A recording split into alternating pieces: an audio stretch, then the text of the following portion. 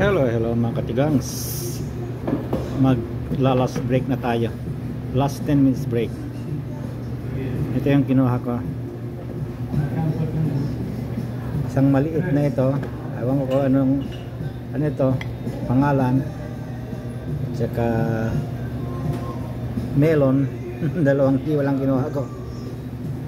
At tsaka yung aking panulak ay tiba-tiba. Tiba-tiba na green. Green ba ito? Parang iba ang kapag ka-green eh. Parang may blue na green. Okay. Harmonic mint. Okay. Ito lang ang kakainin ko. Konti lang. Basta meron lang. Tikman na natin to.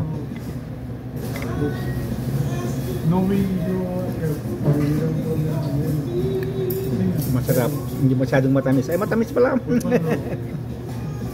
Sabi ko hindi masyadong matamis, yung pala matamis. Okay, mga katigang. Bye bye. Kain na tayo.